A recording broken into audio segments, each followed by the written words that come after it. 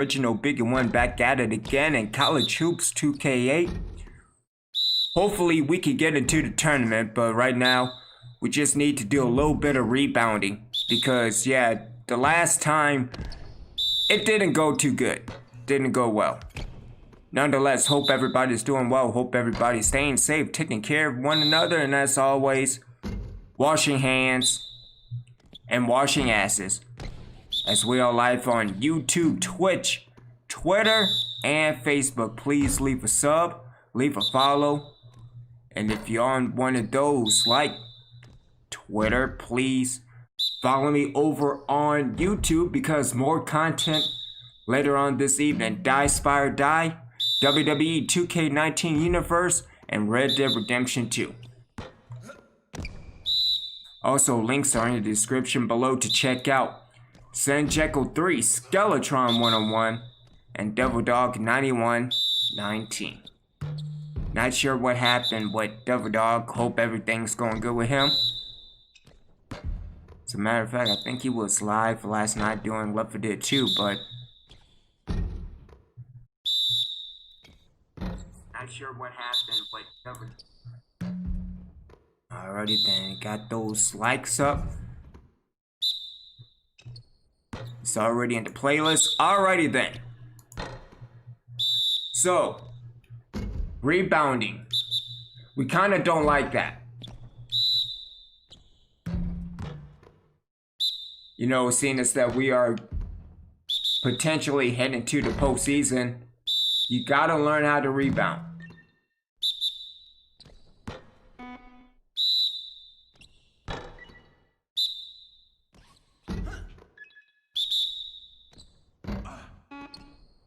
Why am I doing with Brian? Because I think Brian is more of a faster top player. Oh, that's a good rebound. So yeah, watch me not rebound for the next hour and a half because that always happens.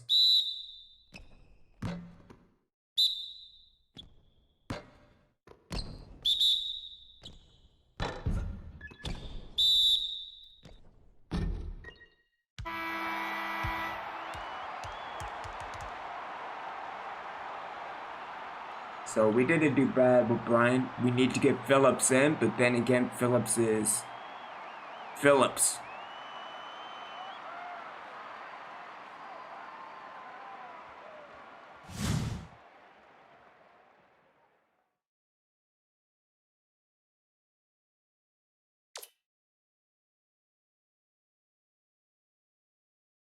All right, let me work with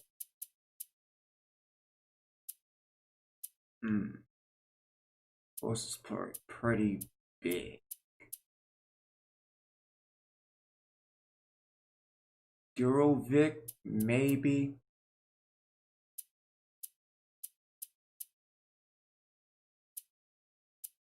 No, let's do Wolf. Let's do that.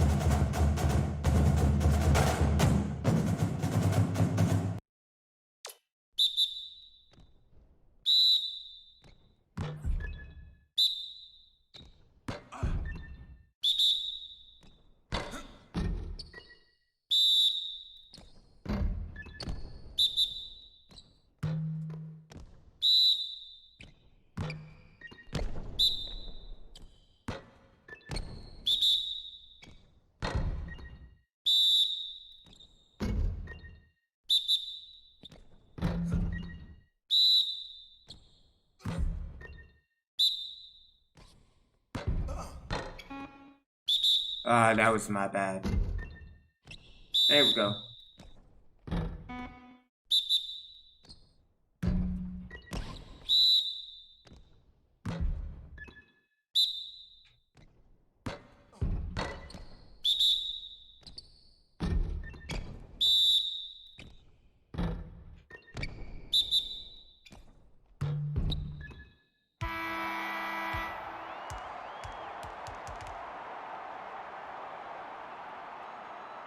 Alright, so that went well. Then again, it's practice, so.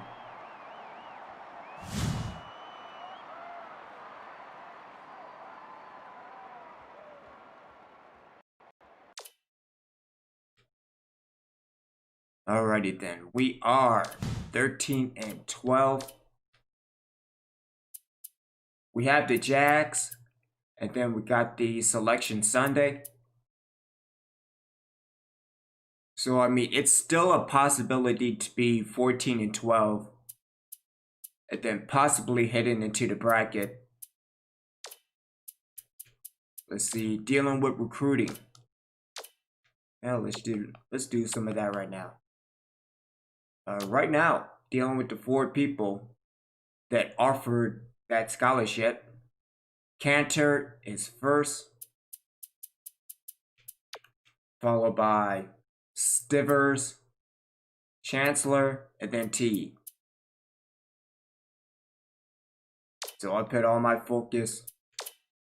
No, as a matter of fact, we already did scouting. All right, so but that's the situation that we are looking at so far. We got Cantor, Stivers, Grady, Wallace, Davenport, Goodwin, Chancellor, Teague, Reeser, Monserez, Mathis, that damn Dudley, Figueroa, Corrado, Grant, Archie Bong. Let's see. Yeah, because again, we already did the scouting. All right, so everything is set up. Let's just get into the game against the Jags, and hopefully we can do something.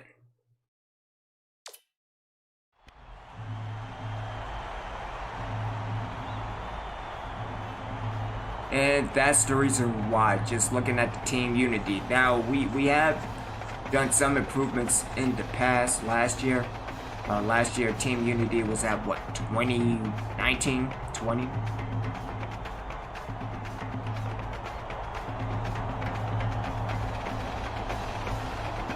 Should be fun. Or a disaster. It's time for College Hoops 2K8. The away team go up against the IUPUI Jaguars. We should have a good one coming your way today. Hello, basketball fans. We're here at the IUPUI Gymnasium, also known as the Jungle, in Indianapolis, Indiana. I'm Vern Lundquist, here with Bill Raftery and Tracy Wolfson. What's your take on this, Bill? This game features a great matchup at the point guard position. E.T. is a fantastic player. Don't forget how accurate he is as a free throw shooter. Definitely not the guy to send to the line. Truscott is also a tremendous point guard. He's a tremendous threat thanks to the deft shooting touch of his. Both looking to lead their teams to a win. We'll see who succeeds. Truscott couldn't shoot last game.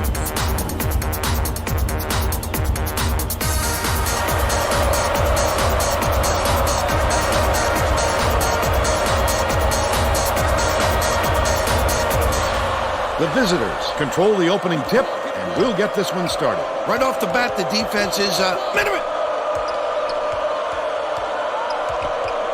Swings it to the left wing.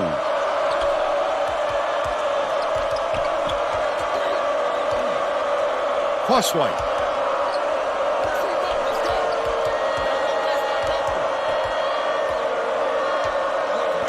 Passes it to the wing. Launches one from beyond the arc. Rebounded inside by Drubbin.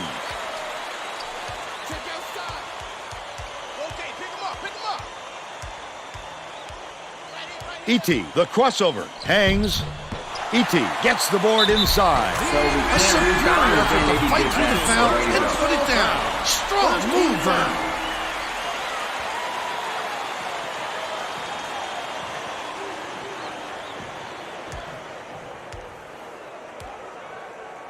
Just more the Reaper's luck.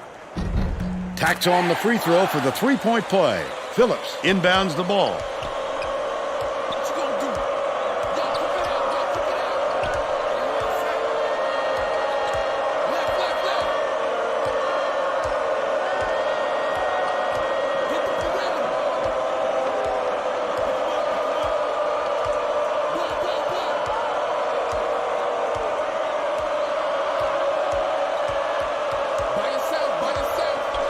Truscott.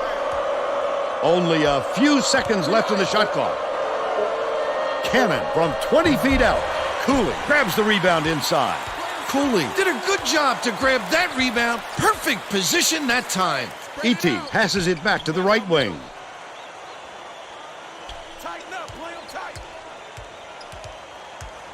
Leads him in. Brunson got a hand on it. The rejection. He had his number that time. Perfect timing. Great footwork to get to that one. Let's check in with our sideline reporter, Tracy Wolfson, who has some info for us. Just before the game, I talked with the Jaguars coach. He emphasized just how important it is for them to crash the offensive boards and cash in on those second chance opportunities. With their ability to rebound effectively, he wants to make sure they stay active on the offensive glass. Thanks, Tracy. Play the ball, play the ball. Right side. Low block. Return to sender. What a shot. He looked like a volleyball player spiking that thing. Crosswhite hands it off. Get on. Dishes it to the wing. Phillips feeds it to the right wing. Swing it back out, swing it back out. Watch the way. Crosswhite catches it, far side. That last shot netted for three. This game plan is simple. Just get him the ball. He's your main guy. Lethal. He is so hard to defend. Uses the crossover. Nope. Crosswhite tosses it up court. That's what I'm talking about. Brunson inbounds the ball. 2:08 left in the first half. Feeds, high post. Close out. Switch man, I got your man. 2 minutes remaining. E.T. gets it out left. Kick it out, kick it out. By yourself, by yourself. Cooley. Tighten up on him. Get the perimeter. Crosswhite bounces it to the wing. To the free throw line. Passes it to the baseline.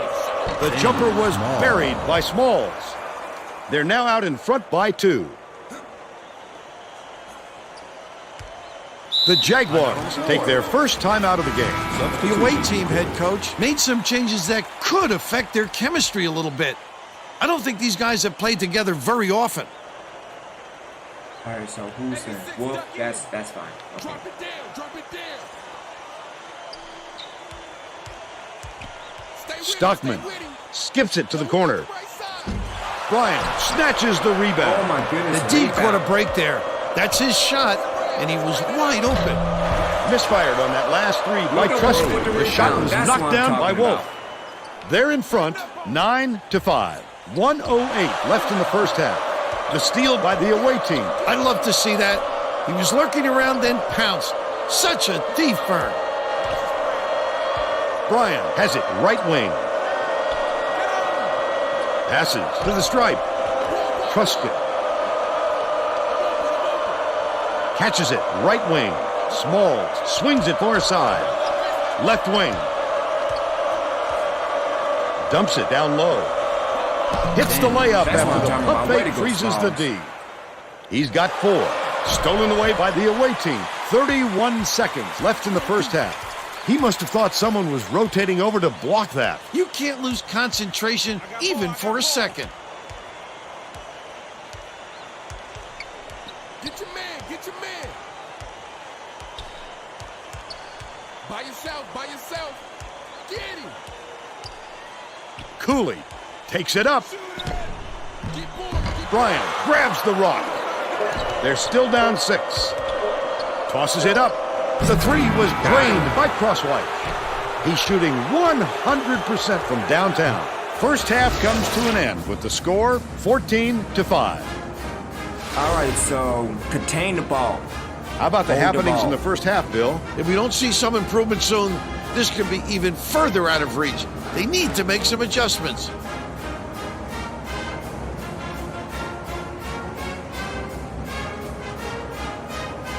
I don't know. Now we we'll still bring have to you learn our how to player of the rebound half. because Who's your pick, Bill? Oh, Crosswhite won? has been lights Are you out from the kidding me? floor, Vern. It must feel like he's throwing the ball in the ocean. Every shot he takes goes through, and he looks absolutely unstoppable.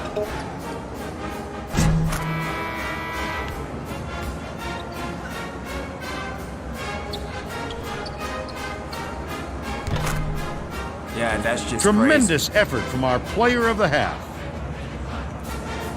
I mean, besides the fact that we are leading right now, again, only 1 rebound. On scoring off of our fast break game plan, and we're attacking offensive glass, but hardly any rebounds attacking more. Slowed down on offense in the second half. We had a comfortable lead, find ways to get to the line. Alright, well, thank you.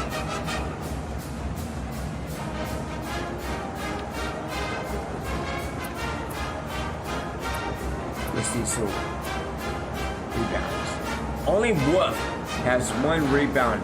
Oh, I'm sorry, Brian has 2. But that's besides the point.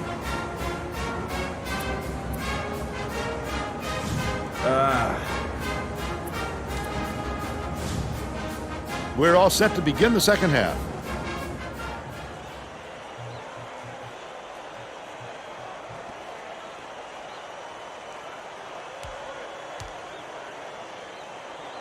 Stockman inbounds it to start the second half. Leads him with the pass. E.T. finishes with the soft touch. They've got it within 7. Tracy Wolfson has more on what went on at halftime. Tracy? Well, guys, during the break, I talked with the head coach. He told me that he thinks it is going to take a different approach this half for them to hold on to this lead. He continued by saying that his players responded best when they played out of their comfort zone. By mixing things up, he hopes to shake up the opponent's confidence. Back to you. Thank you, Tracy. He had nowhere to turn, Vern. His man was in his pocket the entire time and caused the turnover. Well, it's not really a turnover per se, but okay, let's go with that. Leads him in. Brunson catches it on the low block. Off target on the last layup. Just over 4 minutes left in the second half. He attacked it with everything he had, but it still wasn't enough. Good defense, not letting him jam it home. Bounce pass to the free throw line. Crosswhite. Gets it right wing. Oh, net on the shot by Cannon. Way to go, IUPUI calls time. All right, rebounding. Well, let's get back to the action. Lots of rebounding. Brunson inbounds the ball. Stockman takes it up. Phillips yanks it down inside. Crosswhite brings it up the floor. Throws it up. Grabbed by Cooley. Should have held on a little bit longer, but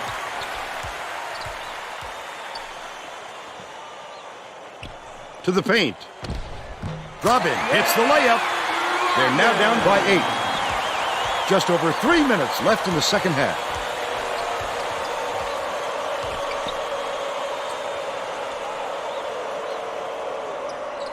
Cannon. It's deflected, and it's scooped up by Stockman. The intercept. What great reflexes. He pounced in and picked that one off easily.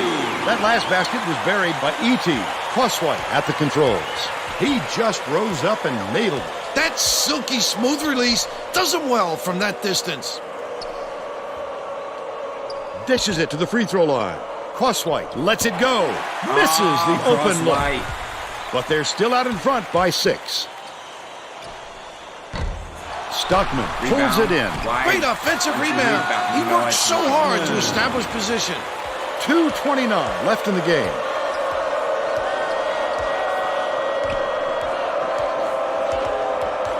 Cannon. Catches it. High post. Small. Swings it to the wing. Out left. Backs him down.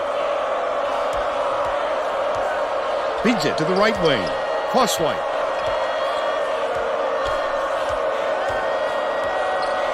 Passes it to the low block. No good by Phillips. Damn it, Phillips. They've still got a 4-point lead. Listen to the crowd, Vern. This kind of excitement is why I love college basketball. Cooley gets it on the elbow. Feeds left wing from deep. Reeled in by Cooley. Cooley didn't get that rebound by accident. He knew right where to be. E.T. unloads. Drains it for 3. He's shooting 57% for the game. The away team calls time. They lead by 1:30 left in the game. They're getting set to inbound the ball.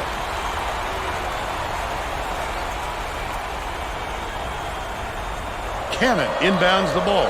The visitors will try to put a stop to this run.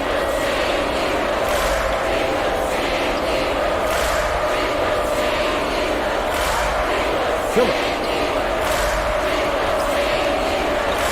has it on the perimeter, behind the arc, and the ball will land out of bounds after the errant shot.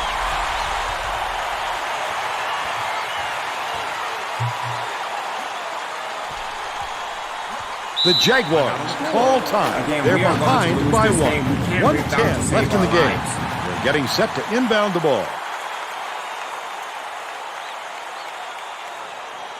And worse, we can't even shoot to save our lives. So there we go.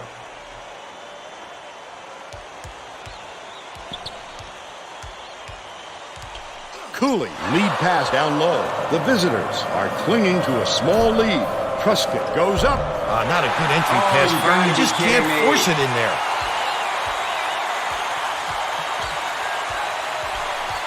Left wing to give them the lead. Hauled down inside by Phillips. The crowd on the edge of their seats. Oh, the big fella with a tough rebound. No denying him on that one.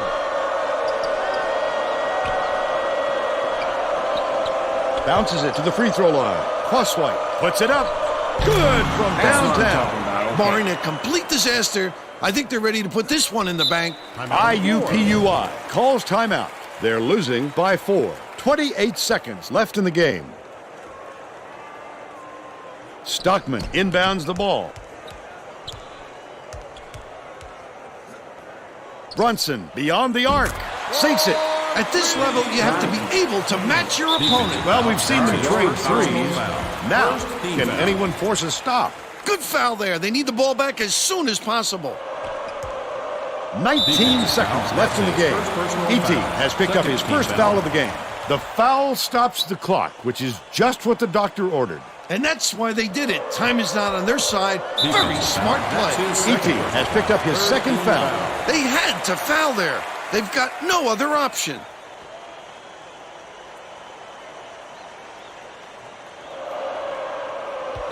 E.T. just picked up his third foul of the game.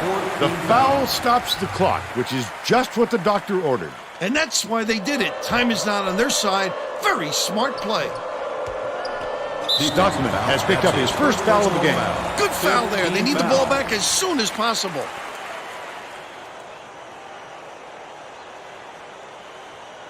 Cannon inbounds the ball. E.T. now has 4 fouls.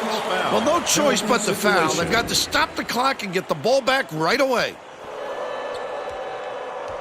The visitors you gotta are the be last kidding ones to me. touch it, and they'll turn it over. Oh, Vern, they've got to communicate a little bit better out there so they don't have any more passes like Oh, that my one. goodness.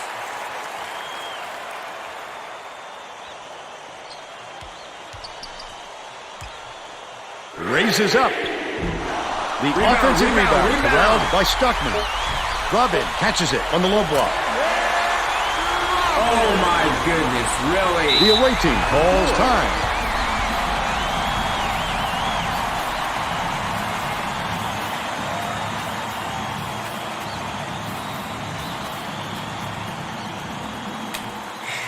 I need to just give up on college hoops.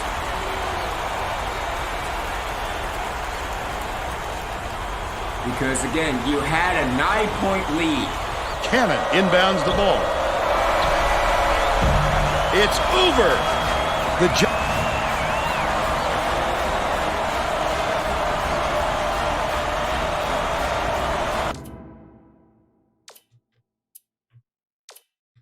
Yeah.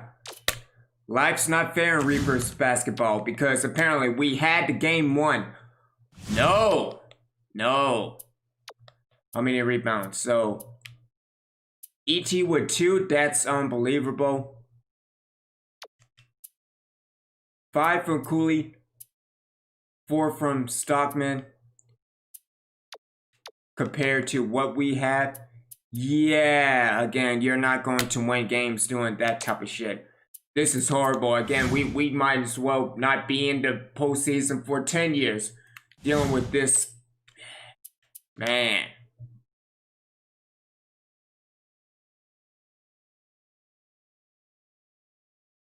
Again, you had the lead and you blew it again. Again. Man, whatever.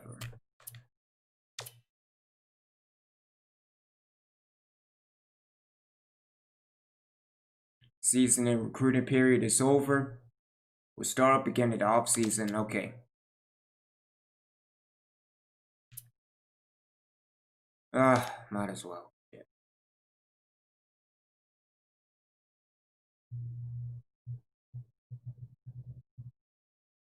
Hi, everyone. I'm Greg Gumbel at the anchor desk with my partner, Clark Kellogg. Coming up on College Hoops Tonight, we'll take a look at the upcoming big games of the week in college hoops, as well as show you the best action from around the nation. But let's start off with who we selected for our NCAA Player of the Week. Lang is our choice this week, and he might be winning an even bigger award at the end of the year. There is a lot of talk about him as a Player of the Year candidate. Now let's take a look ahead to the games that get top billing on the schedule in the days to come. This game matches a pair of top 10 teams and is sure to bring both teams' fans out of the woodwork, not to mention a fair share of the national media. And we have another upcoming contest that promises to be a classic. Anytime a pair of top 5 teams squares off, it has the potential for major ramifications when the tournament committee gets together to discuss potential number 1 seeds come March. There was no shortage of excitement on the court in the past few days, so let's take a look at our games of the week. Let's start things off with a contest between two of the biggest programs in the history of the NCAA. Indiana toppled Michigan State. When college hoop fans think of all-time great programs, these teams are at the top of the list. Swain was the hero of this one with a terrific performance. His 18 points led the team. Watching him basically put his teammates on his back and single-handedly carry them to the victory in a big game situation like this was stupendous. And what a game we had as two top 10 teams squared off. USC got the better of Washington. The Washington Huskies didn't hold up their end of the bargain in this matchup. What we thought was going to be a close game ended up being a blowout. USC was deadly from long range. Their three-point shooting made a huge difference. I don't know if they came into this game with a plan to attack from long range, but that's definitely the way it turned out. And when you keep knocking down threes again and again like they were, it just deflates the opponent. That's our show, everyone. For all of us here at the 2K Sports Studios, thank you for watching. We'll see you next week on College Hoops Tonight, brought to you by State Farm, the #1 auto insurer.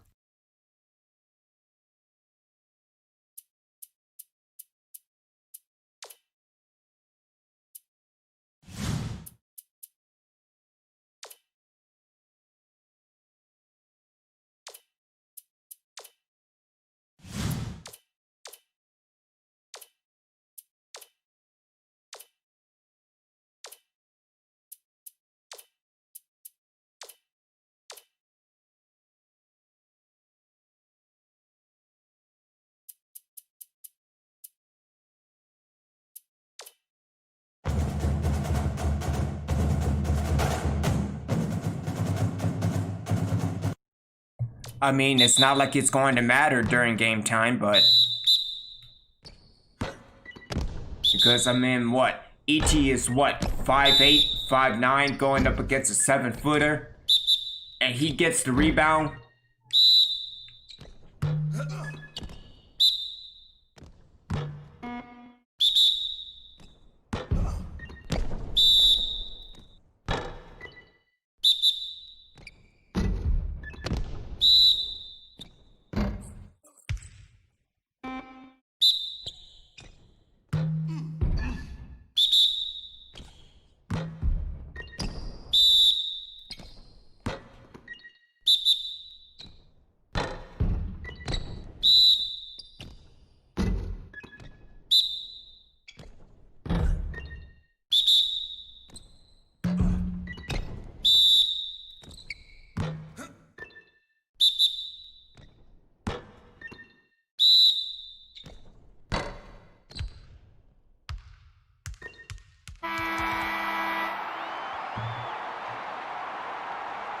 You have nothing to celebrate about.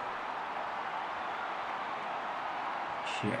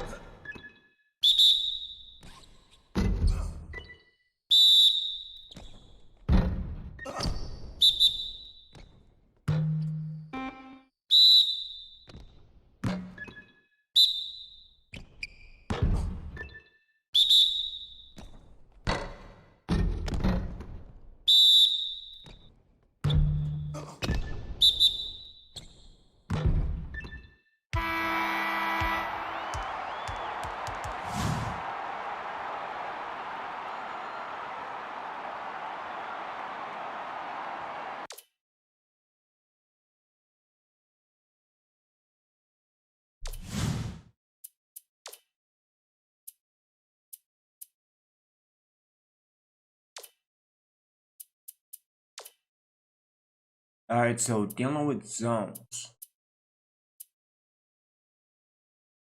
Because I really like using the 1-3-1. Although it is weak for defending the post, so. We saw that. The 1-1-3 zone, that's not bad. And then you had the center, the power forward, the shooting forward. Yeah, we can use that next game, so.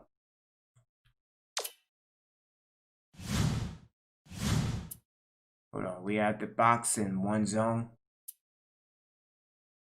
Triangle in 2 zone.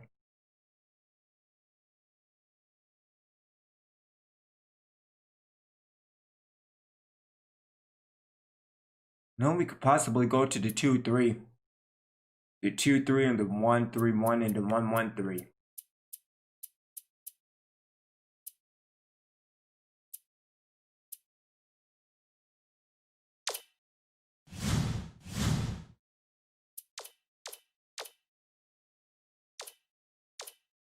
Okay, just to make sure. Alright, so are we kinda in the tournament?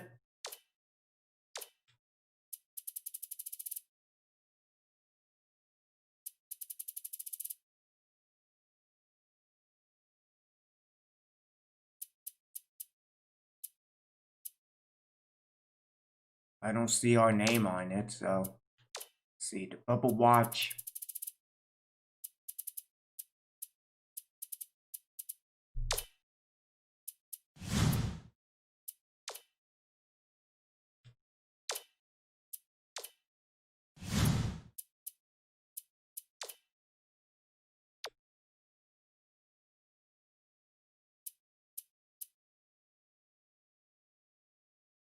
Alright, so we are 13-13.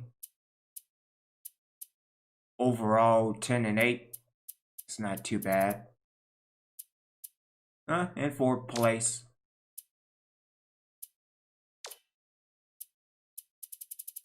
Okay, this is the media poll. The coaches poll, Xavier at 25.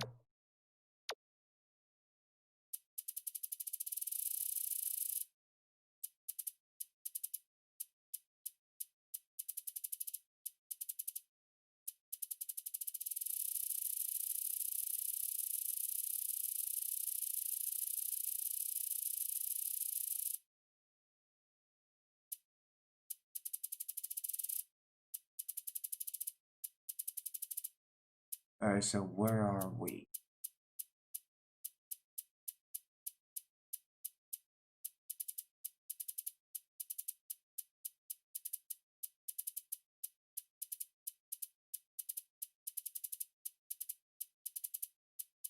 I mean, we can't be that bad. I mean, if anything, I'm just happy we won games. There we are. We are 191. We still have ways to go. But again, I'm happy that we went from 5 games to 13 games in a year. That's good progression. Let's continue.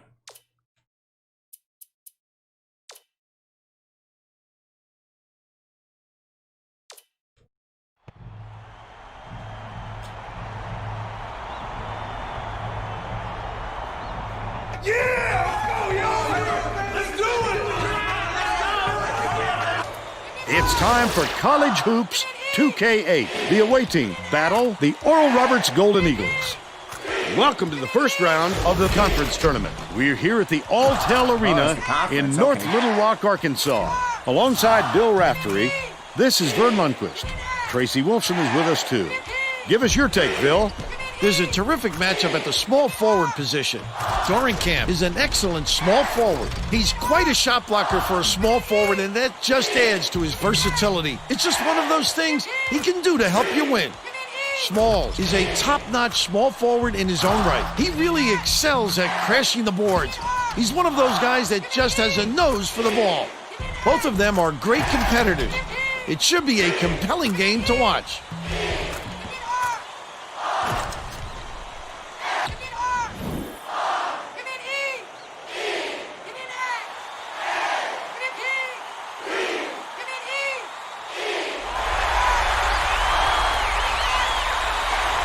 The away team controls the opening tip, and we'll get this one started. Crosswhite feeds it to the wing.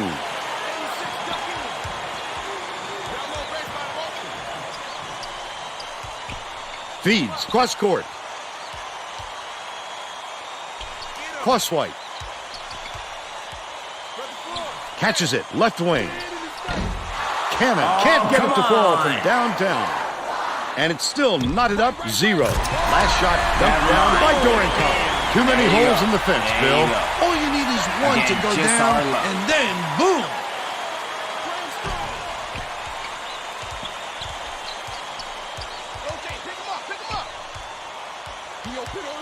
Left wing. What a pass. The lay-in was good by Truscott. It's knotted up. Dorenkamp inbounds the ball. Randolph fires it way up court. Randolph had his pass go out of bounds, and they will give the ball up. They were just out of sync on that one. The pass went one way, and he went the other. Play the ball, play the ball. You got to help middle. Swings it to the right wing. Watch the baseline, fellas. It's coming. Phillips. Back door, back door. Phillips corrals the miss inside. About 3.5 minutes left in the half. Yo, kick it out. Yo, kick it out. Uses the crossover. Releases from 16 feet. All net on the shot by Jimenez. They're in front, 4-2. He's double teamed. Let's check in with our sideline reporter, Tracy Wolfson, who has some info for us. Well, just before the game, I talked to the head coach. This is such a potent offensive team that he said they sometimes fall into the trap of trying to simply outscore teams instead of defending effectively. Today, he'd like to see a well-balanced effort instead of an offensive overload, guys. Thank you, Tracy. Passes it to the right wing. Leads him with the pass. Cannon pulls it in. And it's still all tied up 4. Pokes free, and it's scooped up by Dorenkamp. Takes it up. He was going for the touchdown pass. Good job by the D to read it and make the pick. Stay with him, stay with him. Watch the Cannon has it right wing. Skip pass to the stripe. ball, ball, ball. The layup good That's what by I'm talking about, Phillips. Phillips. And they now go up by 2. 2:26 left in the first half. Bodicki gets it left wing. Dorenkamp drains it from downtown. They now lead by 1. Cannon inbounds the ball.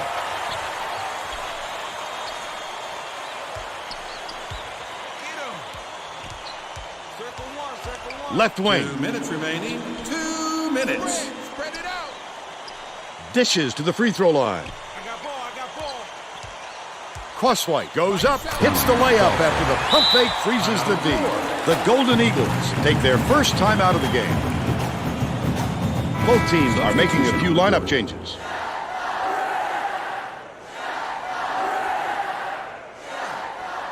They're going to bring the full court press, Vern. We'll see if they have the ball handlers to deal with it.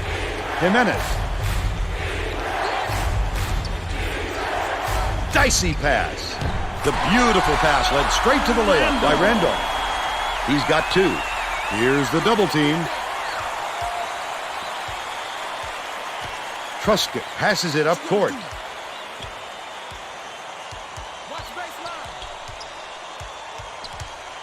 Cannon has it on the elbow. Passes down low. Smalls. Almost a three-point opportunity. Instead, he'll go to the line for 2.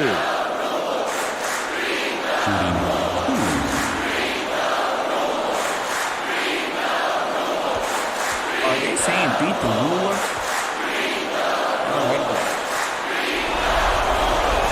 Can't sink the first.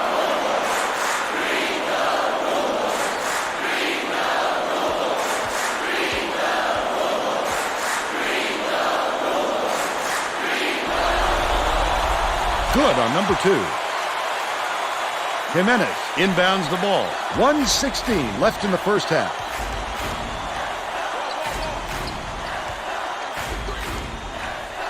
Root. Wolf corrals the miss. Oh, the big fella with a tough rebound. No denying him on that one. Get on him. Rough isolation. Catches it right wing. Cannon bounces it to the stripe. To the elbow. Pulls the trigger. Snatched by Fay. And that's his 3rd rebound of the contest. They can go 2 for 1 here if they realize it soon enough, Vern. Press him up. Let's go. Jimenez raises up. That wasn't even his man, That's what I'm Vern. talking about, That's getting just a that block. terrific defensive Jeez. play. I'd love to see that kind of help.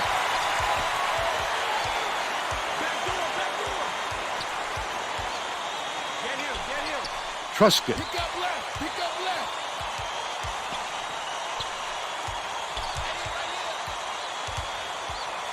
Bryan gets it outright. Pick him up. 3 ice. Tighten up on him. Truscott tosses it up. Side out. Sinks the open shot. They're up 11-9. That's the half. And we're headed to the locker room with the score 11-9.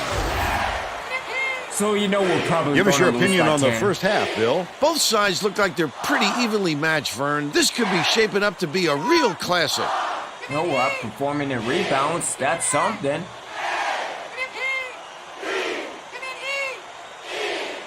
And now it's time to show you our player of the half. Connor, Bill, how you doing, Truscott sir? has been Hope just everything's deadly, going good Vern. with you. The hoop must look I 5 heard feet about wide to you him being right in the now because it doesn't Thunderdome seem tonight, like he's so. missing anything, And Monday inside or night. out. Good stuff, He's my been man. an offensive force. Absolutely on fire.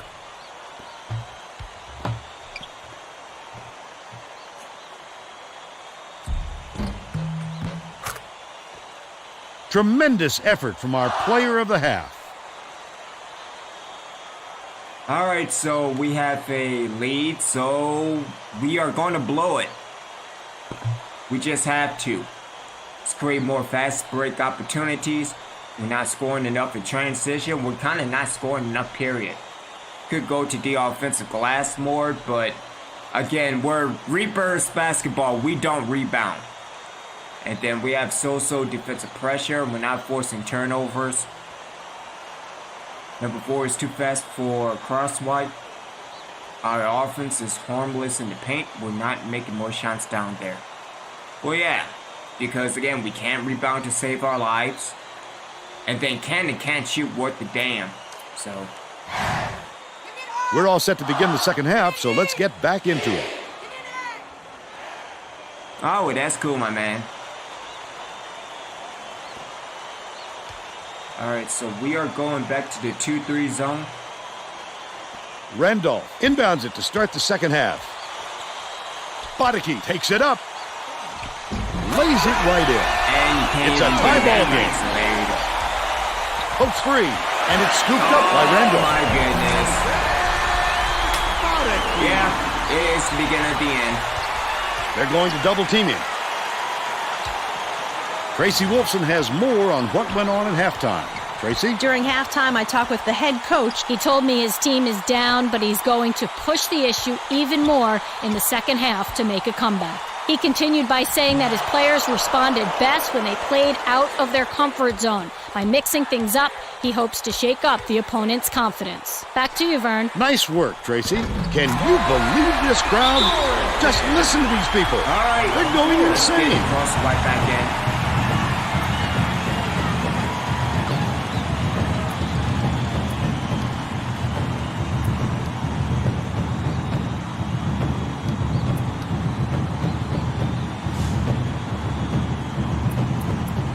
And then let's just work on defense because it's looking like we can't rebound again to save our lives. So there we go.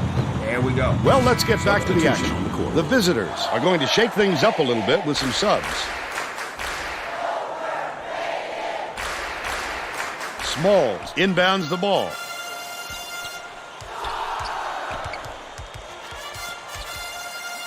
Gets it, left corner.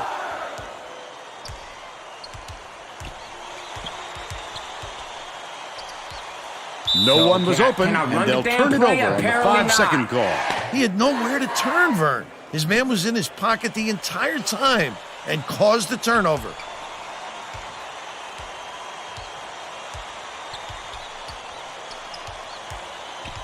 Bodicki passes it to the elbow.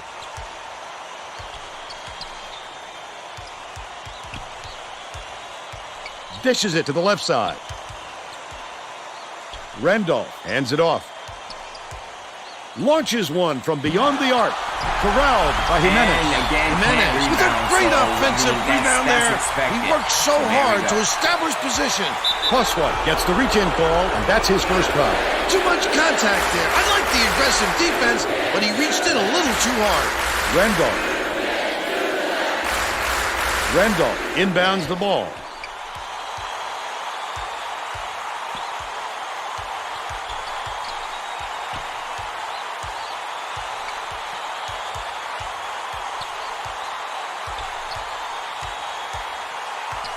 Bodicki, the crossover.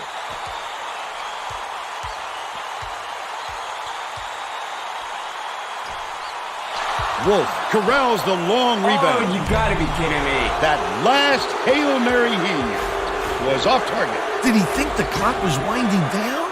I can't imagine what was going through his head on that play. Feeds it to the wing.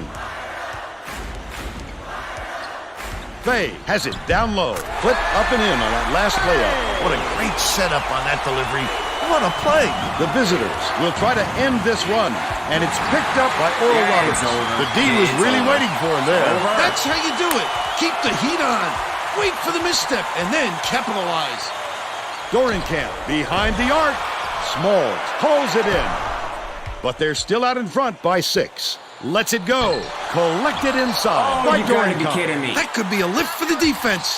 When you stop a scorer like him inside, it's always a boost. Plus-one is tagged with the reach, and that's foul number 2 for him. Cannon is needed out on the floor. He didn't get much of a rest.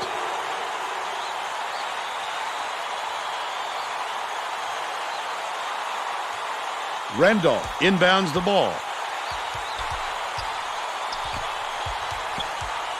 Here comes the double team. 2 minutes remaining. Bounce pass out left. Bodicki catches it right side.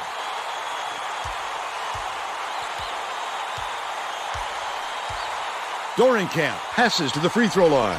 That last basket was buried by Fay. What a look. How sweet that was. 1:43 left in the game. Small dumps it off. Corner. Cannon from downtown. Fay pulls it down. He did a real good job to stay that close on a shooter. Just getting a hand up will bother most players enough to make the miss. I think these fans are getting excited, Vern. They're making some noise now. The steal by Dorenkamp. Jams it home. The streak continues with 14 unanswered. The away team is really struggling.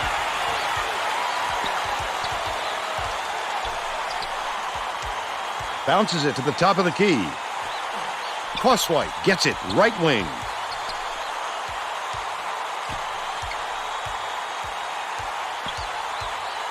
Cannon catches it right block. Phillips goes up, count it, and he'll have a chance for the three-point play. I love the strength. He fought through the foul, no problem. And that'll give him the three-point chance. Can't complete the three-point play, and it's still a double-digit ball game.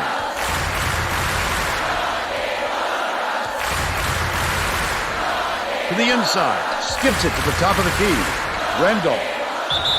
Well, he got there in time, but it looked like he was leaning when the contact occurred.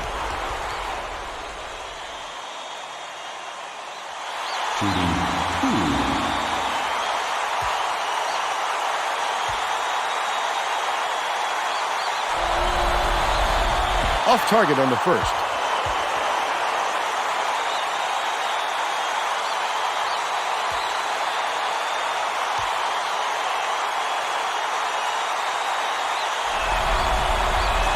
It's the wrong time to start missing your free throws, Vern.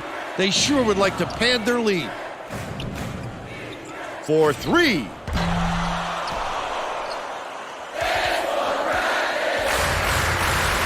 Jimenez hands it off. Prodigy has it, top of the key.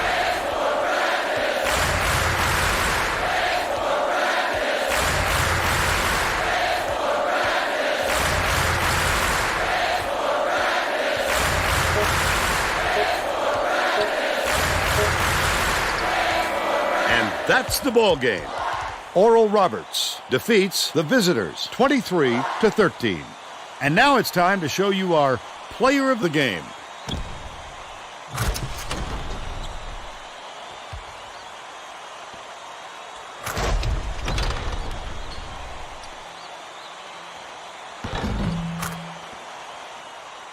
Now let's go back to Greg Gumbel with today's version of the Pontiac game-changing performance. Hi, and welcome everyone to the 2K Sports Studios. I'm Greg Gumbel, and we're going to bring you our Pontiac game-changing performance. It's no secret that getting momentum on your side is one of the keys to winning basketball games. The Oral Roberts Golden Eagle used this shot to take off on a huge run. This game might have had a much different outcome if it wasn't for this sequence. Thank you, Greg. This is Vern Lundquist for Tracy Wolfson and Bill Raftery. We hope you enjoyed this presentation of College Hoops on 2K Sports. We don't even deserve to be in the tournament. We really don't. We can't rebound, we can't shoot, we can't ball control, we can't do a damn thing.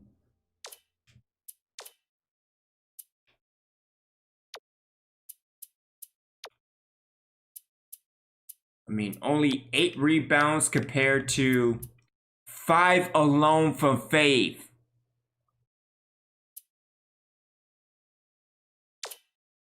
Yeah, we whatever, man.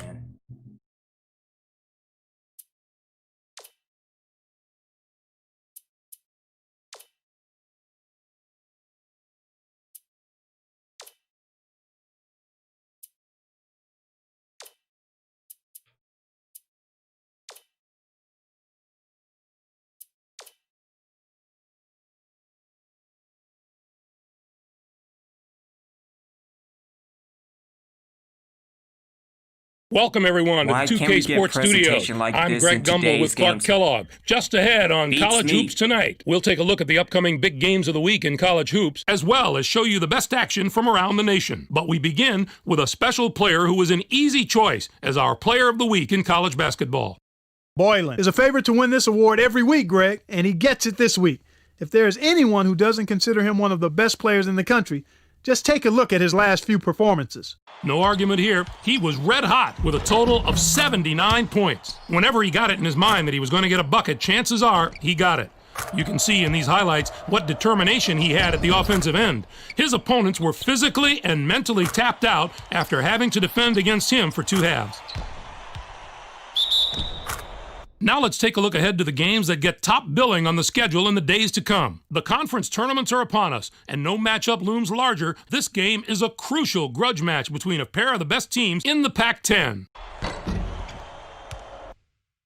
And we have another upcoming contest that promises to be a classic. This conference tournament showdown should have more action than a typical game between these teams in the Pac-10. Now, let's turn our attention to some of the action of the past week in the NCAA with our Games of the Week. We had a pair of top 25 teams in an old-fashioned grudge match. Illinois overpowered Michigan State. It was a real treat to see these teams both come to play in what turned out to be a fantastic game. They showed us why they deserved their spots in the top 25. This was an entertaining and fun game to watch. Illinois can probably take something away from this win and build on it over the next few games. You can see by the highlights that they were really firing on all cylinders. Coach had a big smile on his face after this one, and I'm sure he's hoping this is the start of something special, too. And what a game we had as two top 10 teams squared off. Alabama got the better of LSU. The LSU Tigers let the game get away from them, and it didn't turn out to be as much of a contest as we had hoped. It began as a battle between top 10 teams, but it became pretty one-sided. Ramos took care of business in this one. His 20 points led the team. Watching him basically put his teammates on his back and single-handedly carry them to the victory in a big game situation like this was stupendous. That'll do it for us here in the studio. For my partner, Clark Kellogg, I'm Greg Gumbel. Thanks for watching College Hoops Tonight, brought to you by State Farm, the #1 auto insurer. Enjoy the exciting week of college hoops action to come. Also, because sports games today are very stagnant,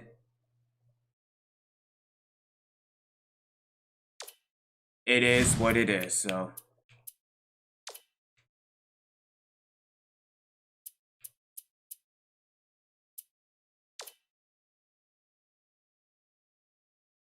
I mean, I know you're unhappy. You want to know why? Because we lost. And at the same time, y'all can't rebound to save your damn life, alright? Of course you're going to be unhappy.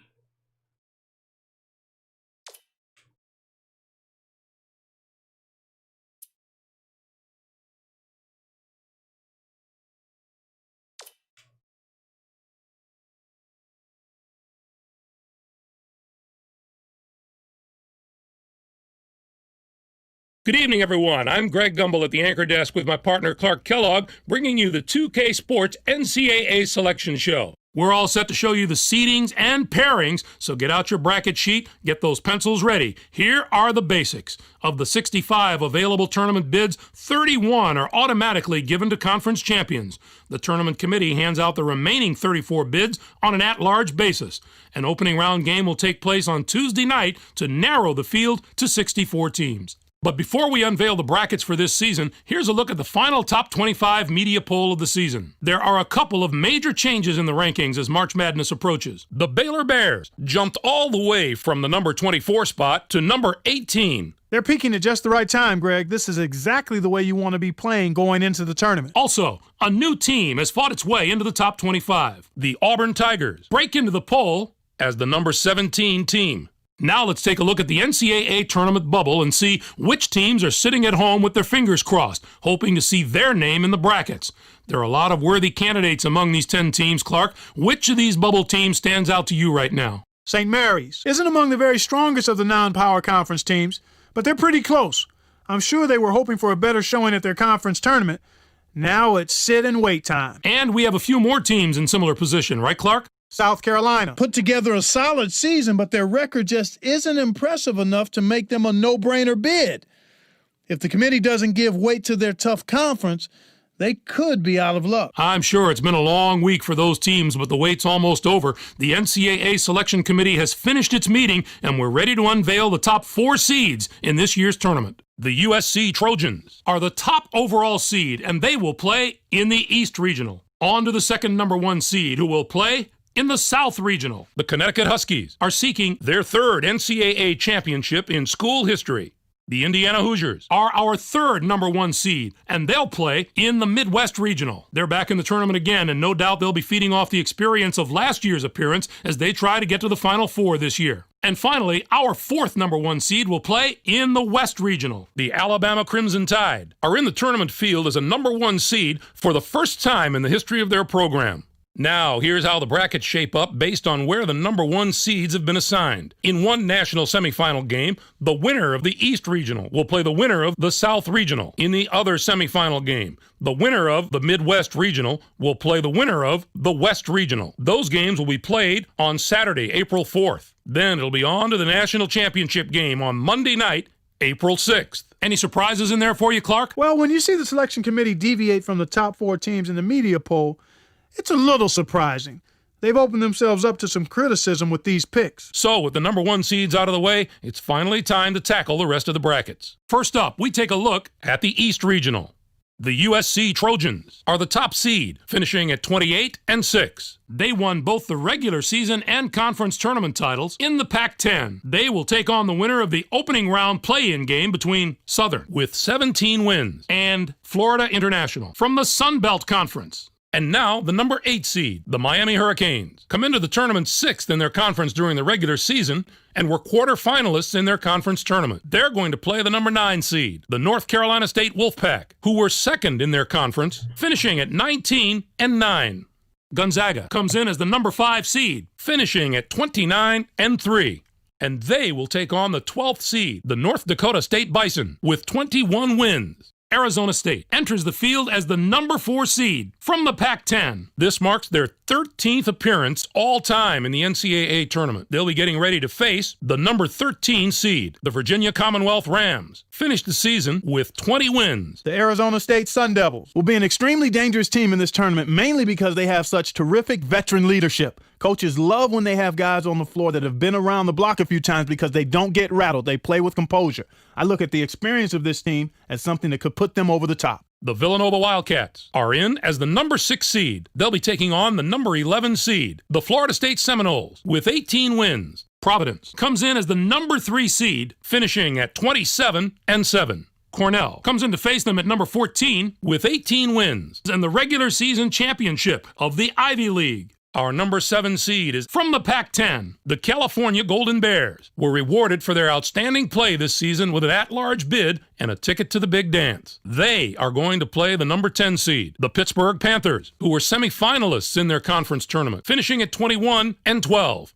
Next up is the number 2 seed. The Memphis Tigers are the conference tournament and regular season champions from Conference USA. They'll be going up against the number 15 seed, the Nicholls State Colonels, with 20 wins. This is their 3rd appearance all-time in the NCAA tournament. What a tremendous regional final we'd have in this bracket if the number 1 and 2 seeds here make it through the first 3 rounds unscathed. That could be one of the games of the tournament. Next up, we'll take a look at the South Regional. The Connecticut Huskies are the top seed, finishing at 27-5. They were winners of the regular season championship in the Big East. They'll take on the Weber State Wildcats, the number 16 ranked team. This is their 15th appearance ever in the NCAA tournament. Xavier comes in as the number 8 seed, finishing at 23-7. Cincinnati comes in to face them at number 9 with 19 wins, and the hopes of becoming America's darling with an underdog run through the regional. Washington enters the field as the number 5 seed from the Pac-10. This will be their 14th appearance in the NCAA tournament in the history of their school. They'll be getting ready to face the number 12 seed, the Midshipmen of Navy. Finished the season with 20 wins. The Washington Huskies is a team to consider when you're filling out your brackets. They've been through so much this year. Adversity typically helps a team become a championship team. I wouldn't be surprised to see them put it all together over the next few weeks and become the focal point of this competition. Baylor comes in as the number 4 seed, finishing at 24-8.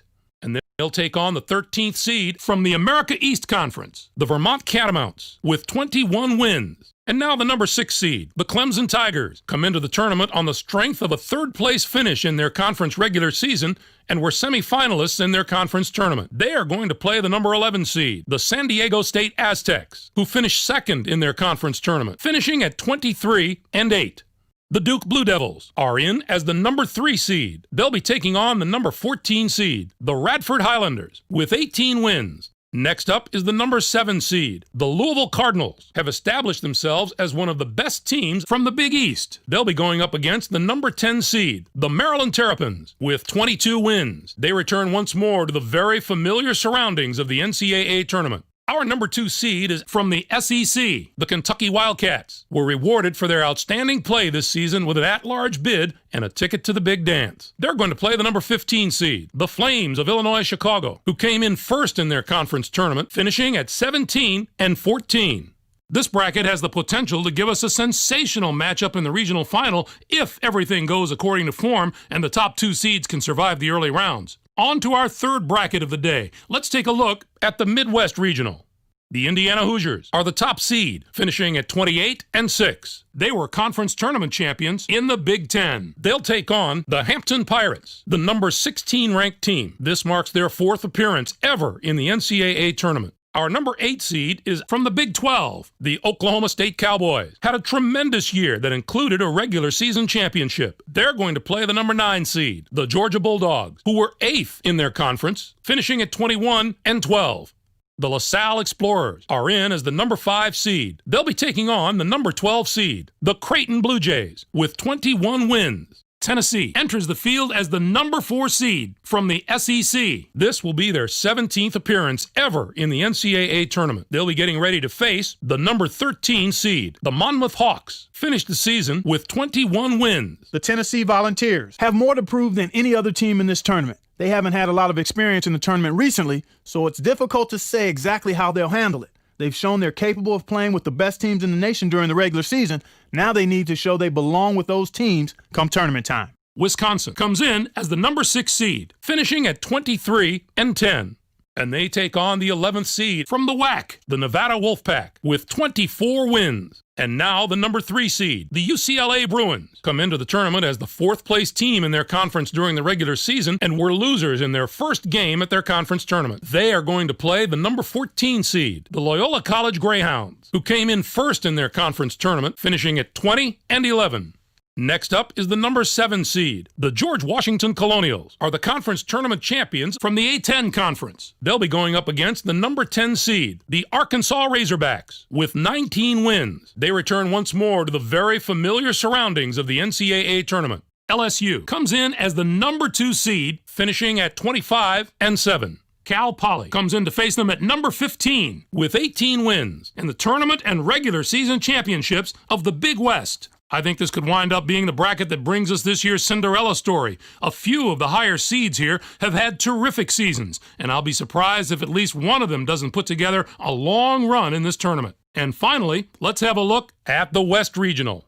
The Alabama Crimson Tide are the top seed, finishing at 25-6. They were winners of the regular season championship in the SEC. They'll take on the Eastern Michigan Eagles, the number 16 ranked team. This will be their 5th appearance all time in the NCAA tournament. Next up is the number 8 seed. The North Carolina Tar Heels have established themselves as one of the best teams from the ACC. They'll be going up against the number 9 seed, the Texas Longhorns, with 21 wins. They return once more to the very familiar surroundings of the NCAA tournament. Auburn comes in as the number 5 seed, finishing at 20-10. And they will take on the 12th seed from the Big 12, the Aggies of Texas A&M, with 19 wins. UNLV comes in as the number 4 seed, finishing at 27-5. Belmont comes in to face them at number 13 with 19 wins in the tournament championship of the Atlantic Sun Conference. Our number 6 seed is from the Big Ten. The Illinois Fighting Illini were rewarded for their outstanding play this season with an at-large bid and a ticket to the big dance. They are going to play the number 11 seed, the South Carolina Gamecocks, who were 6th in their conference, finishing at 19-13. The Stanford Cardinal are in as the number 3 seed. They'll be taking on the number 14 seed, the Governors of Austin Peay, with 21 wins. And now the number 7 seed, the Temple Owls, come into the tournament after finishing 2nd in their conference during the regular season and were losers in their first game at their conference tournament. They are going to play the number 10 seed, the Seton Hall Pirates, who were semifinalists in their conference tournament, finishing at 20-13. Michigan State enters the field as the number 2 seed from the Big Ten. This will be their 23rd appearance in the NCAA tournament in the history of their school. They'll be getting ready to face the number 15 seed, the Davidson Wildcats. Finished the season with 17 wins. The Michigan State Spartans have been here before and know how to win in the tournament, so they have a very good chance to go a long way. The memory of their last trip to the Final Four is still fresh in their minds, and you can't put a price on that kind of experience, even for the guys who were just watching from the bench last time around. I think that gives them a huge edge. On the surface, I'd have to say this regional might be the most difficult of the four. Certainly the depth of quality teams here is very impressive. Whoever emerges from this bracket will have been through some battles. What are your thoughts on our top 16 seeds, Clark? There are no real off-the-wall picks that jump out at me. These 16 teams are all pretty deserving. Let's give the committee some props this year. LSU just doesn't strike me as a team that can go very deep in the tournament. Basketball is a game of matchups, and I feel that they don't match up well with the teams in their particular bracket. Now, let's see how the conference representation fares. The SEC gets 8 teams. The Big East with 7. 7 out of the ACC. The Pac-10 gets 6 teams. What a down year for the non-power conferences. We're used to seeing at least one of those conferences compete on the level of the power conferences, but not this year. It's too bad we didn't see more small conference schools in the tournament. None of those conferences got more than one team in the tourney, and I don't expect any David and Goliath stories out of the teams that did get in. I'm surprised there were so few bids for the teams in Conference USA. It was an especially disappointing year for that conference. Usually you can count on a few of the nation's elite teams coming out of there, but this was a season where very few of those teams could maintain any type of positive momentum. Here's the list of the teams that were on the bubble heading into Selection Sunday. So, partner, which of those invitees should be sending the selection committee a thank you card? San Diego State must feel like a weight was lifted off its shoulders, but now the real challenge begins. Making a strong run in the tournament will justify the bid while proving the naysayers wrong. While those teams are celebrating getting into the tournament, let's take a look at the other teams who were on the short end of the stick. Kansas State stumbled to the finish line coming down the stretch. And that's not the way to close out the season if you're hoping for an at-large bid. When they couldn't get it done in their conference tournament, their goose was cooked. All right, Clark, now that we know all the teams and matchups, time to get the tournament underway and let the madness take over. Greg, let's throw the ball up right now. I can't wait to get started. I hope this is an NCAA tournament that gives a lot of those special moments that stay with us for years to come. For my partner Clark Kellogg and for all of us here in the 2K Sports Studios, I'm Greg Gumbel. Thanks for joining us on the NCAA Selection Show, brought to you by State Farm, the #1 auto insurer. Enjoy all the excitement of the NCAA tournament. That was awesome. And again, it's a shame we can't get presentation like this in today's sports games. Nonetheless,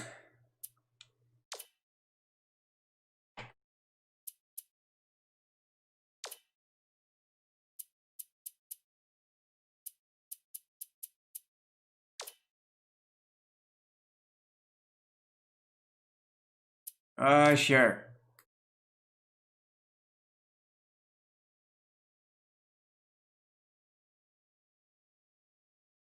Hi, everyone. I'm Greg Gumbel, joined at the anchor desk by my partner, Clark Kellogg. Next up on the NCAA Tournament edition of College Hoops Tonight, brought to you by State Farm, the #1 auto insurer. We'll recap the greatest games from the first week of March Madness, as well as give you a look at all the great games you can expect in the Sweet 16. But we begin with the player who dominated the first week of the tournament.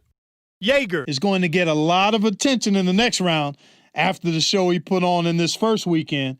He played a huge role in his team's advancement into the next round.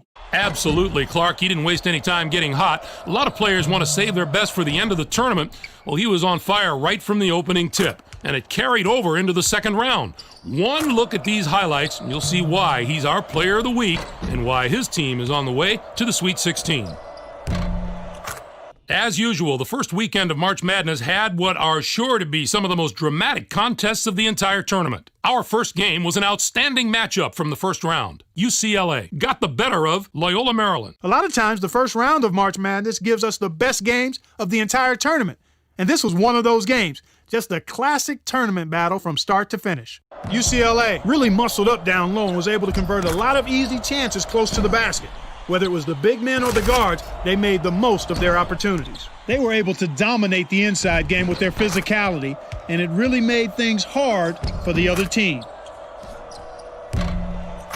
Next up was another exceptional tournament contest. Cal Poly dismantled LSU. This game needed the full clock to decide who was going to come out as the winner.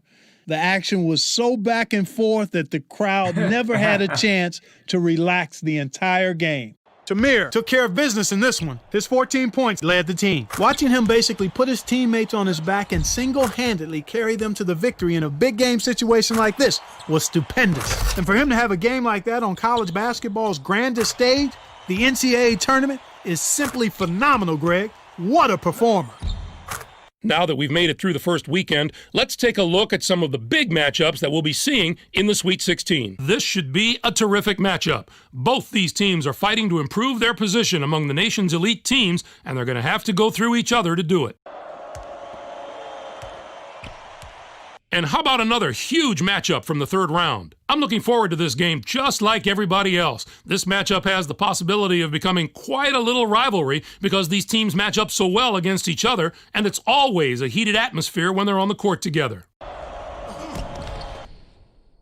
That's our show, everyone. For all of us here at the 2K Sports Studios, thanks for watching. Enjoy the tournament. We'll see you next week on College Hoops Tonight, brought to you by State Farm, the #1 auto insurer.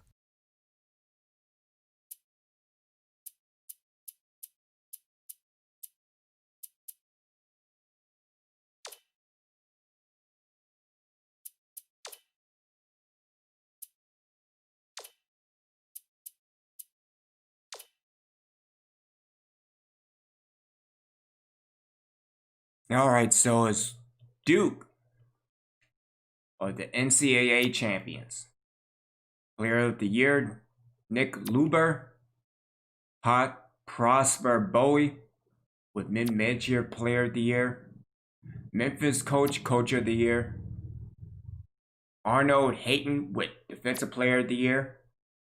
Luber again, Big Man of the Year. Jesse Thompson. Abdul Medina, All-American, second team All-American, Jamie Fearing, Hector O'Donnell, freshman All-American, conference champions. In the American East is Hartford, Duke, Jacksonville, LaSalle, Connecticut, Idaho State, Radford, Michigan State, Oklahoma State, Cal Poly, Virginia Commonwealth, Memphis, Butler, Cornell, Siena, Western Michigan, North Carolina, A&T. Let's just go with AT&T. UNLV in the Mountain West, St. Francis and Pittsburgh, Pennsylvania. Excuse me, geez, I just need to stop. Can't even rebound over my damn words. Murray State of Ohio Valley, USC, Pacific 10, American in the Patriot League. Well, I mean, it's American. I mean, you kidding me? Alabama in the SEC, Chattanooga, Nicholas State, Jackson State, IUPUI. Yeah, we're gonna get them next year. Shit. I mean, if we learn how to rebound. If we learn how to rebound and actually, win more games, more than 13 games a year, we're going to get them. Middle Tennessee, Gonzaga, Nevada, and WAP. There we go. All right, so Odie Johnson graduated. Harkins left team. Well, I mean, his punk ass can't rebound, so there you go. And Bogan graduated.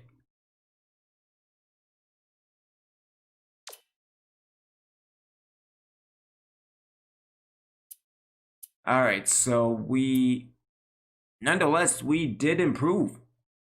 We went from 5-25 to 13-14.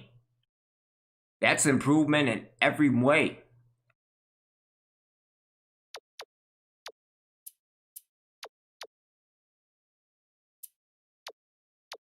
I mean, of course, we still suck. We still have a long way to go, but still.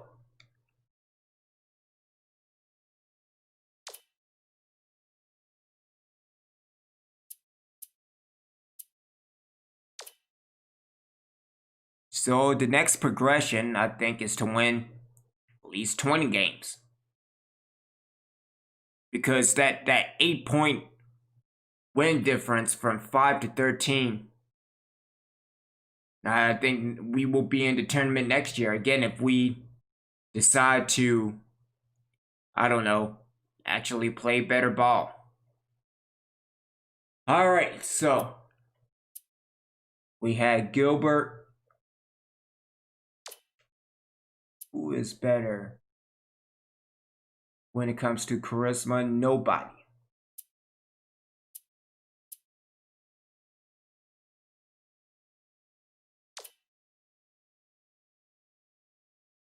Transfer recap.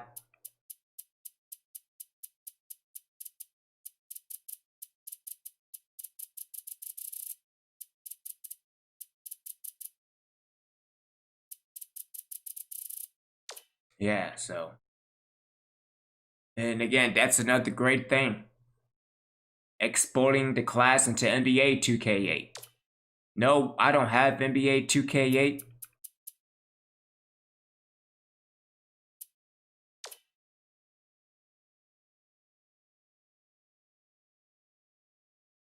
Let's simulate all games. And it looked like it was a good one, so there you go. Next year, we will probably watch the West and East High School All-Stars just in a simulation, so.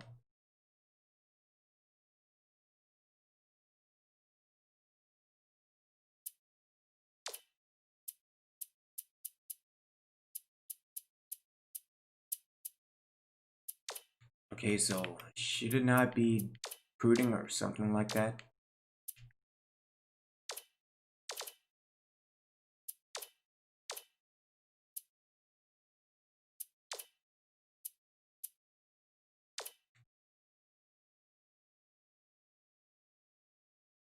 Five weeks to recruit. Sign players to your team. Okay, that's fine.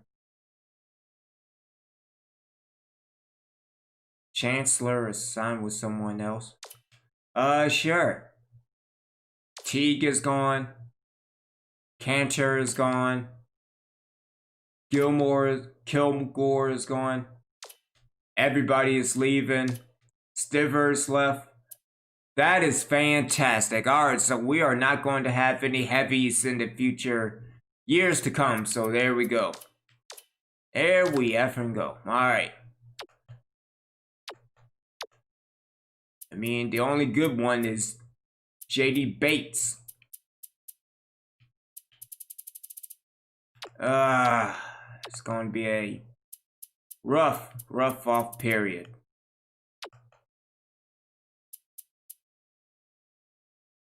All right, so we have Angelo Grady.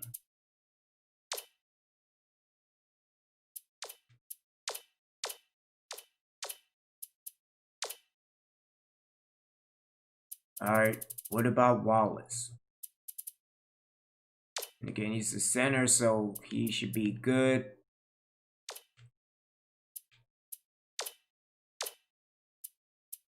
Let's give him a scholarship.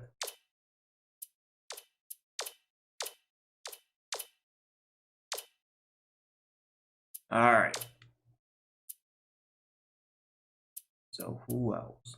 Who else has a decent shot?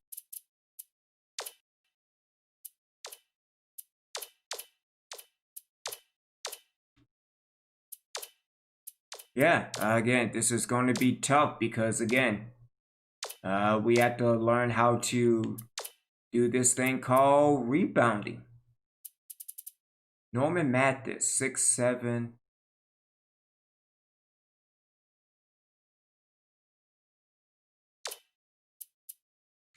F it, might as well.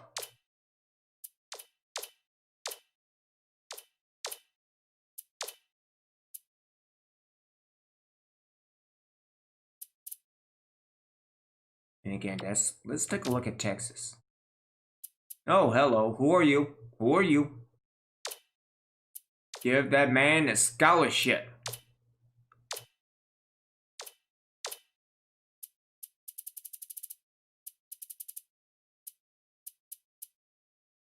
I mean, his size is okay, but I mean, again, he's a point guard, so.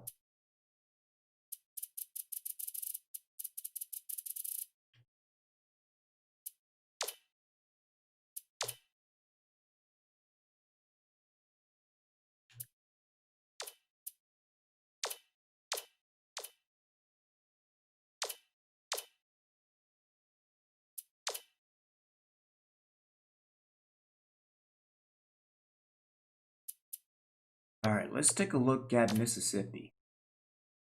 Nobody. Okay. What about Arkansas? Nobody. What about Oklahoma?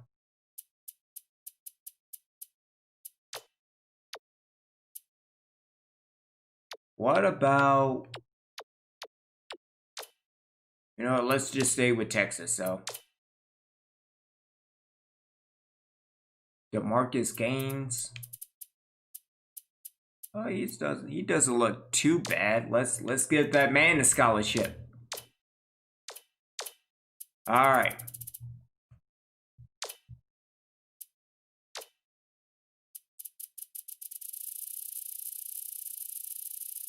All right, so this is what we have so far. If anything, we are just trying to get Bryant Young, Spanky Dennis, and Zach Ike.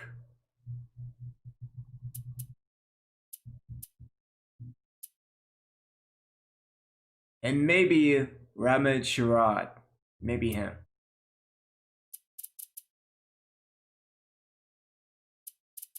And then of course Gaines. So wait, hold up. Okay, never mind. Never mind everything that I just said. Let's just work on Bryant, Dennis, Gaines, Wallace, and Mathis. Let's just work on those guys. No, not that guy. Not the other guy. Not some guy. Those guys.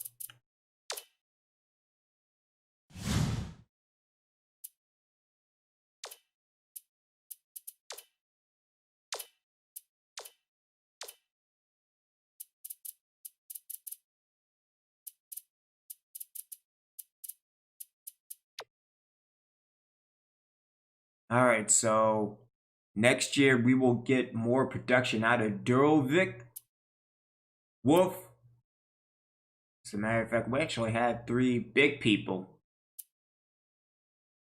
And then we got Carney, Odie. Yeah, Odie. I think you have to do something next year.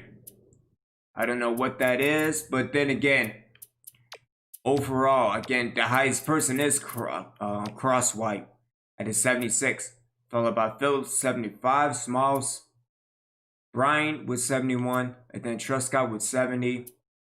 Yeah, again, we are nowhere near NCAA tournament shape.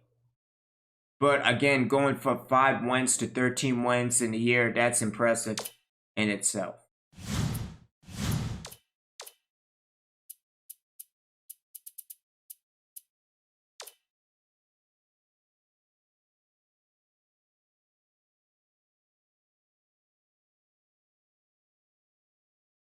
Bryant signed with someone else. Damn. Dennis signed with someone else. Everybody, man.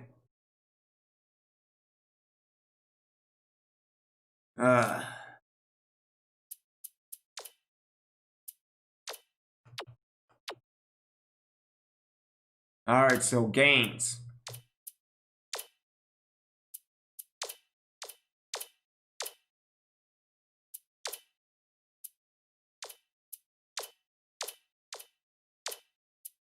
See, Norman Mathis.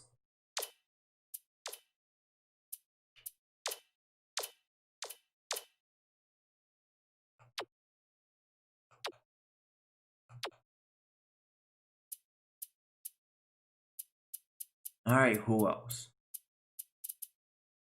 Let's try Davenport.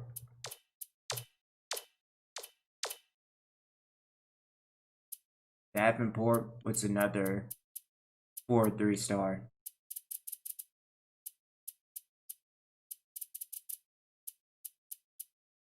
Let's take a look at Grady.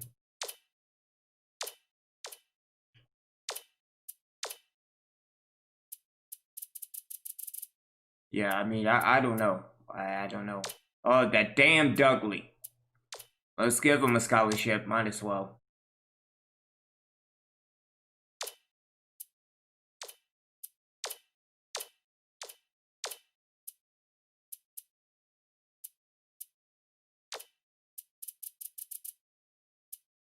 Alright, so we got Corrado.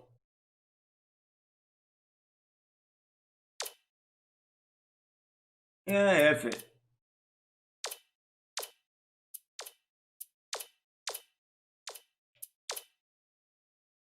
So we have him. We got Wallace again. He has the scholarship. Same with Mathis. Let me get some game tape from Armand Page.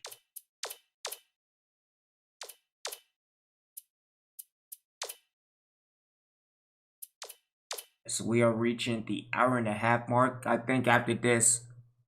And simulating towards season 3. Take a break. And move on for NHL 14. So we have that. We still have to continue NCAA 14 as well. So just some great streams up ahead. Thank y'all so much for tuning in. Really appreciate y'all checking me out. If you over on YouTube, please hit that subscribe button for more content and more commentary for NCAA, NHL, Red Dead Redemption 2, WWE 2K19, and so much more. Again, thank y'all so much. And thank y'all for spending the past hour and a half with me. Hopefully, it was an entertaining one. Kind of upset with me, given the fact that, hey, you know, we are outside of reaching the NCAA tournament, and we can't rebound to save our damn lives. So there we go.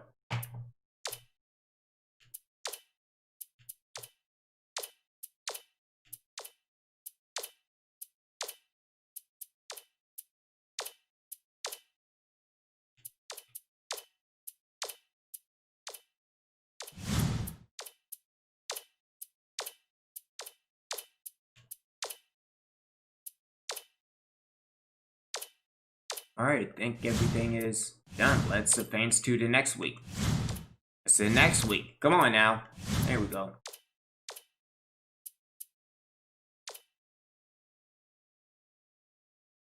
Mathis is gone. Cool. That damn Dudley is gone. Cool.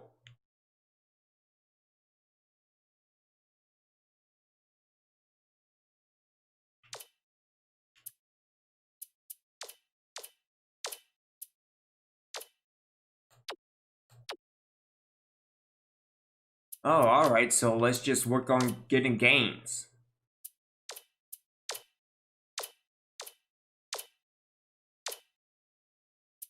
See, Wallace.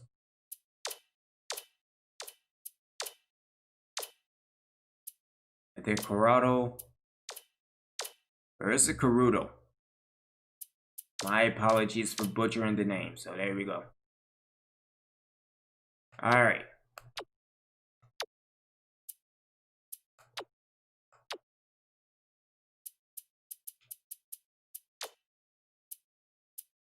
See, games. Wallace.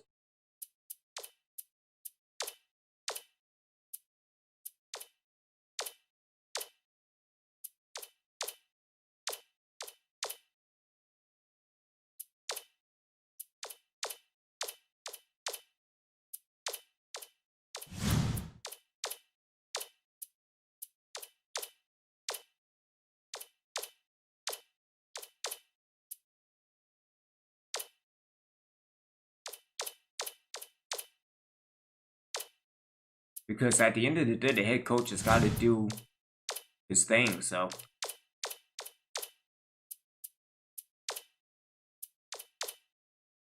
And Farine. Sutton.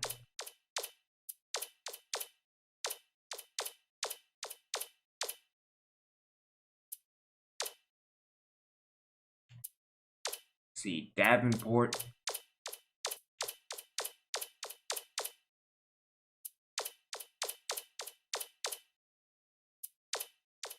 Nixon, let's get some game tip from him. Alright, so let's move on to Gilbert.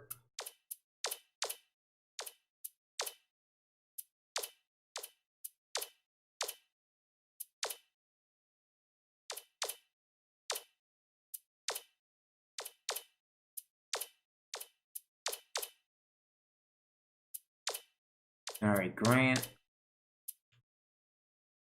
Mountain.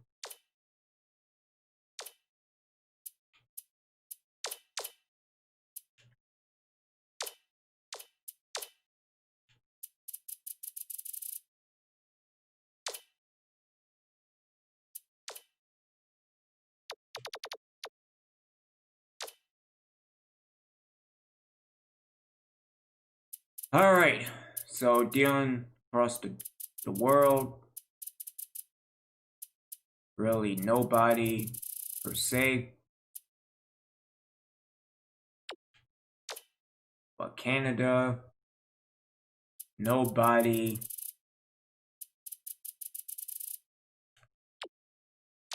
Alaska. 1 star. Hawaii.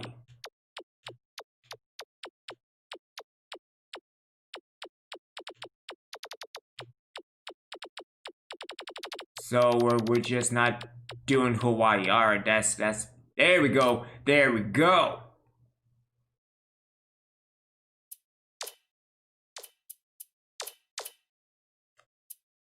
Alright.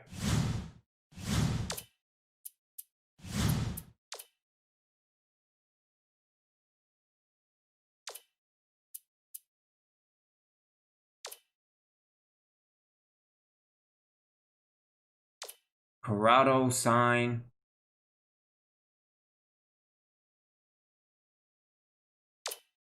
Alright. Let's go back to recruiting. Dealing with the recruits. Oh, hello. Alright, so we have Mullins.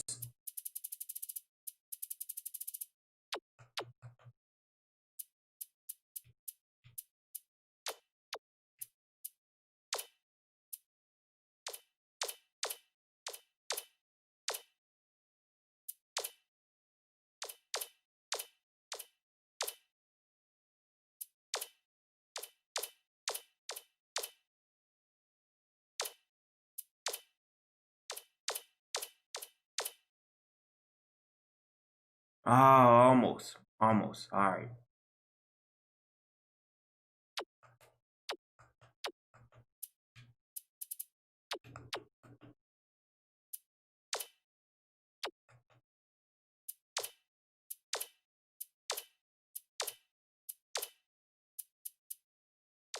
Let me see. So he's that 1 star. His size is a B plus, but again, him being a 1 star, I don't know.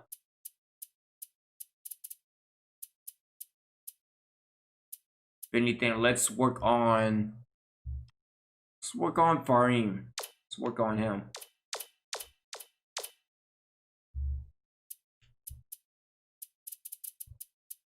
And then also Brady. Okay.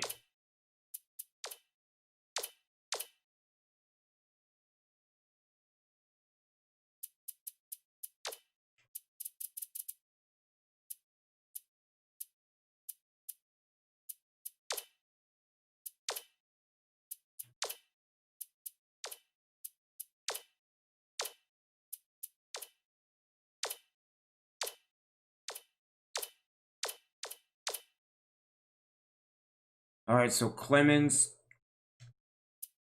offered him a scholarship.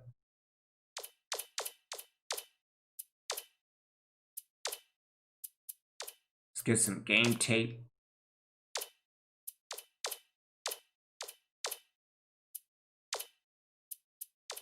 Let's also get it from Clay Nixon.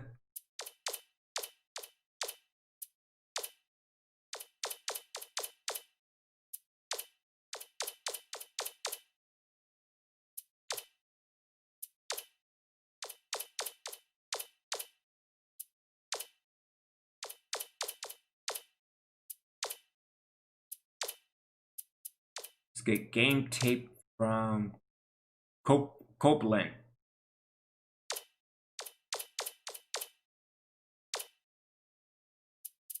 Alright then.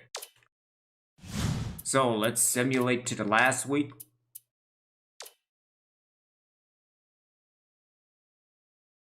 Yay! We got DeMarcus.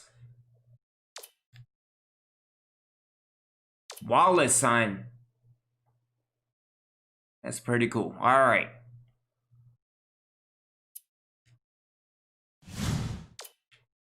All right, so we got another big and another guard. That's decent.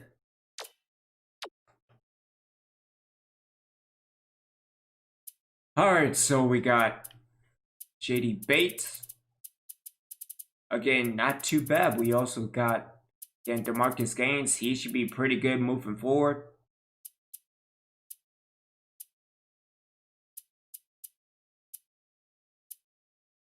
And then Wallace, the center, pretty good.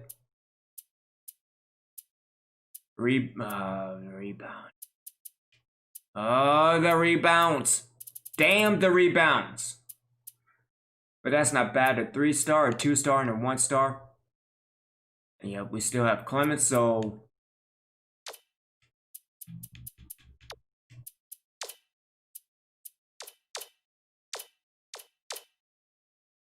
I think he's committed now.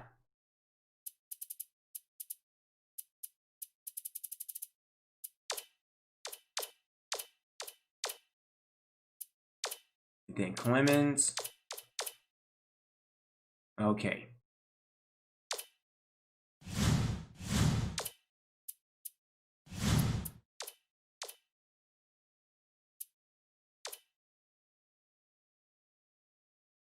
All right, we got Clemens signing with DVT, Mullins, and Stapley.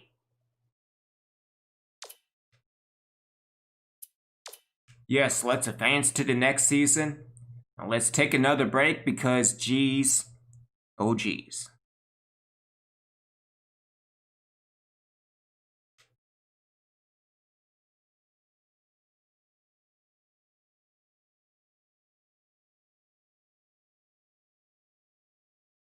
All right, so we don't have to change anything. Opening up to LSU again, that's fine. Yeah, that's fine. The Amateur Basketball League is starting. Choose an option. Let's simulate. Again, I think in year 4 we will probably...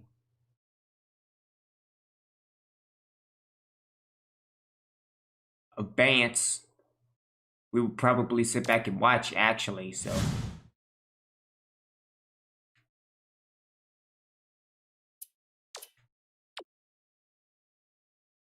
And we are back at it again. All right, so we will stop right here.